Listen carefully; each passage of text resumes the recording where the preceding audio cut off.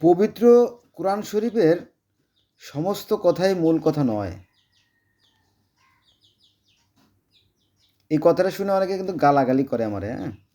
পবিত্র কোরআন শরীফের সব কথা মূল কথা নয়। এ কথা কোরআনের কথা। কোরআন বলতেছে যে কোরআনে আছে অসংখ্য সববে নুজুল এবং আমসালুল কোরআন। এই যে সববে নুজুল আর আমসালুল কোরআন দুটি আরবি শব্দ। এই দুটি আরবি শব্দের বাংলা অর্থ হচ্ছে উপমা বা দৃষ্টান্ত।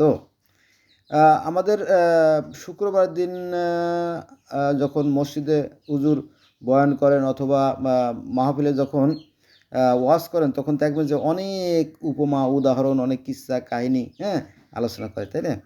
তো এটা কিন্তু আল্লাহরই যে সব কথা মূল কথা না। তো এর ভিতরে কিছু কথা আছে খুবই গুরুত্বপূর্ণ। তো আমার মনে হয় যে সেই গুরুত্বপূর্ণ 2-3টা আয়াত এখানে চলে আসছে।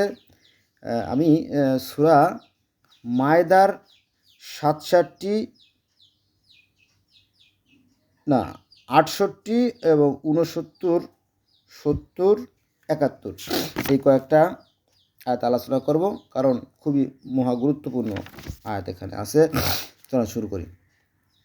সূরা মায়দা আয়াত নম্বর 68। এখানে বলা হয়েছে, বলো হে ঐশীধারীগণ।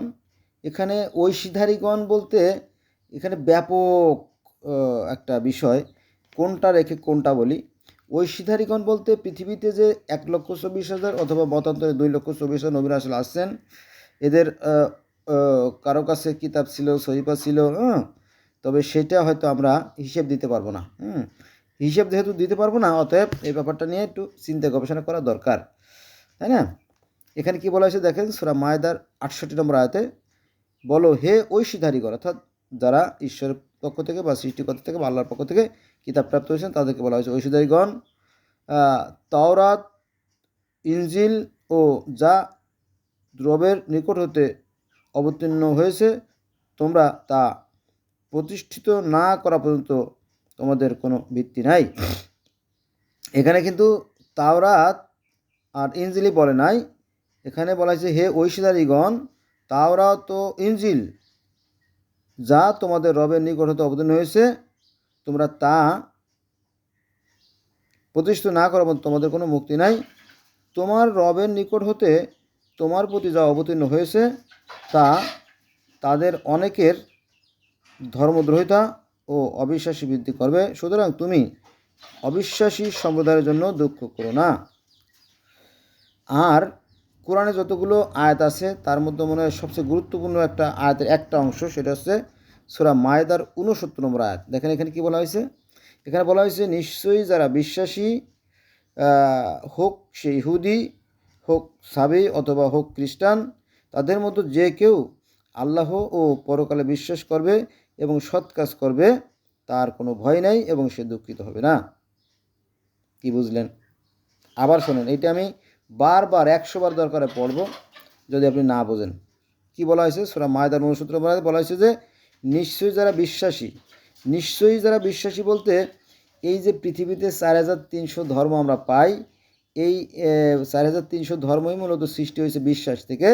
তাদের ধারণা, তাদের বিশ্বাস যে এই যে বিশ্বব্রহ্মাণ্ড সুশৃঙ্খল ও সুনিয়ন্ত্রিতভাবে পরিচালিত হচ্ছে, নিঃসন্দেহে এর ভিতরে শক্তি আছে, সেই শক্তিকে পৃথিবীর বিভিন্ন মানুষ বিভিন্ন নামে ডাকে। বুঝা গেছে? এইটা আর কি। এখন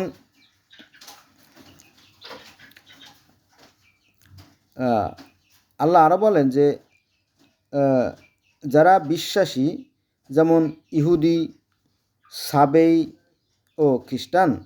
সাবেই বলতে এখানে আপনার যারা অগ্নি উপাসক, তাদের কথা বলা হয়েছে। এই অগ্নি উপাসক শব্দটা আছে আপনার সূরা বাকারার 62 নম্বর আয়াতে। যারা ইহুদি, খ্রিস্টান এবং অগ্নি উপাসক, এদের যারাই সৃষ্টিকর্তা বিশ্বাস করে সৎ কাজ করে, তাদের জন্য আছে পরম সুখের স্থান জান্নাত, সে কথা বলা আছে। তাহলে আমরা দেখলাম যে কোরআন যেখানে বলতেছে যে নিশ্চয়ই যারা বিশ্বাসী, ইহুদি, সাবেই, খ্রিস্টান, তাদের মতো যে কেউ আল্লাহ পরকালে বিশ্বাস করবে এবং সৎ কাজ করবে। পরকালে বিশ্বাস করে এই 4,300 ধর্মের লোকেই পরকালে বিশ্বাস করে, কর্মফলে বিশ্বাস করে। অতএব আপনি বলতে পারবেন না যে তাদের কোনো ধর্ম নাই। হিন্দুদের ধর্ম নাই এটা বলার কোনো সুযোগ নাই। ধর্ম আছে, তবে তারা এই যে মূর্তি পূজা করে, এগুলো ঈশ্বরের মূর্তি না, এগুলো ঈশ্বরের মূর্তি না, এটা ভগবানের মূর্তি না। এগুলো ভগবানের পক্ষ থেকে যে সমস্ত মহামানব পৃথিবীতে আসছেন, এই ধরাধামে পৃথিবীতে তাদের হেদায়েতের জন্য, অর্থাৎ তাদের ঐশ্বরিক বাণী প্রচার করেছেন, তাদেরকে তারা এই অবতার রূপে মানে, তাদের মূর্তি করে আর কি, এটা। কিন্তু ঈশ্বরের মূর্তি তারা গড়ে না। কিন্তু এই বিষয়টা আমাদের যারা ধর্মগুরু আছে তারা মিথ্যেই বলে, তারাই মিথ্যে বলে। অতএব আপনি পুরোপুরি একদম ভালো মানুষ পাবেন না। এরা নিজেদের আখের গোছানোর জন্য ওই ধর্ম সম্বন্ধে মিথ্যে কথা বলে। একটা কথা বলা দরকার, নইলে আবার মাইন্ড করবেন। এই যে কালো পাথর, আপনার কালো পাথরে যদি আপনার পাপ শুষে নিতে পারে, তাহলে তাদের মূর্তিও তো তাদের জন্য পরকালে হয়তো সুপারিশ করবে, তাই না?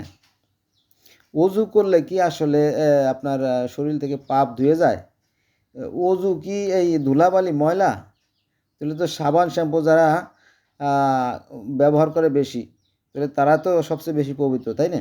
আসলে তারা, এটা পুরোটাই ধোঁকাবাজি। কারণ পাপ কখনো হাতে থাকে না। এই যে অজু করলে আপনার শরীর থেকে পাপ ধুয়ে যায়, এটা হচ্ছে পুরো 100% ধোঁকাবাজি বিষয়। কারণ মানুষের নীতি নৈতিকতা আদর্শ নির্ভরের তার ব্যবহারে।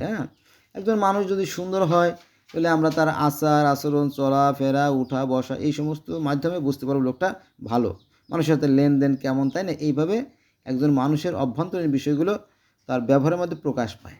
এটা হচ্ছে তার চরিত্র। ওই অজু করলে কখনোই পাপ মাফ হয় না। তবে বুকা লোকদেরকে ধোঁকা দেওয়ার জন্য এইগুলো ব্যবহার করা হয়। যাই হোক, এটা আমার বিষয় না, যার যা খুশি করে খাক। তাহলে এখানে বলতেছে নিশ্চয়ই যারা বিশ্বাসী। নিশ্চয়ই যারা বিশ্বাসী বলতে ওই যে 4300 এরা বিশ্বাস থেকেই ধর্মগুলো সৃষ্টি, অথবা এদেরও ধর্ম আছে। আর এখানে ইহুদি, সাবেই ও খ্রিস্টান, অর্থাৎ বহু লোক। আমি একদিন কোনো এক আলেমের সাথে কথা বলতেছিলাম, তো বললাম যে এই যে আমাদের ইসলাম ধর্মের যে মিরাজ আছে, এই মিরাজ, 5 ওয়াক্ত নামাজ, তারপরে অজু, তারপরে কিয়ামত, পুলসিরত, হাসর নাসর, সবই তো পার্সি ধর্মে আছে, যত ধর্মে আছে।